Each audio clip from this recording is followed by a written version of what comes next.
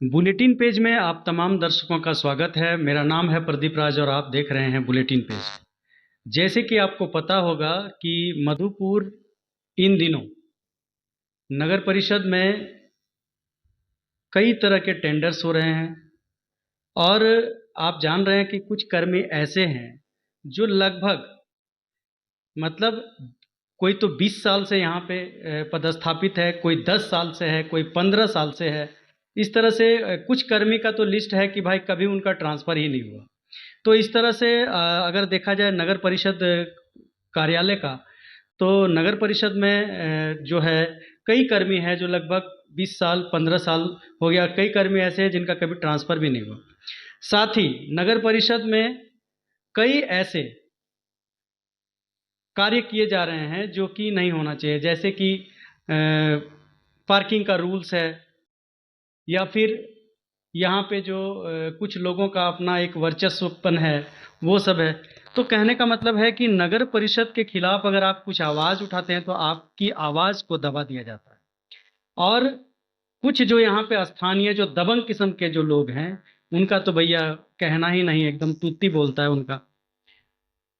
पिछले लगभग एक सप्ताह पूर्व मैंने सूचना अधिकार अधिनियम 2005 के तहत कुछ मैंने सूचना नगर परिषद से मांगी है।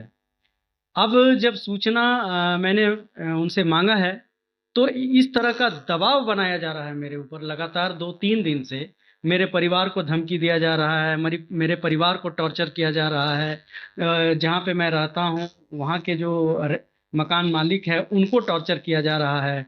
और कई तरह के जो है मतलब धमकियाँ जो है दी दी जा रही है कि इन पर जो है केस कर देंगे, इन पर एफआईआर कर देंगे। कई तरह की बातें जो है निकल के सामने आ रहा है।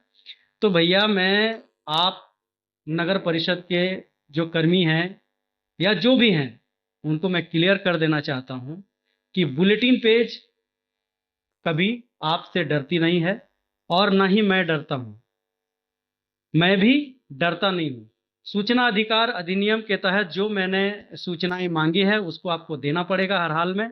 और आपकी धमकी से मैं डरने वाला नहीं हूँ, ये मैं एकदम खुलेआम कहता हूँ।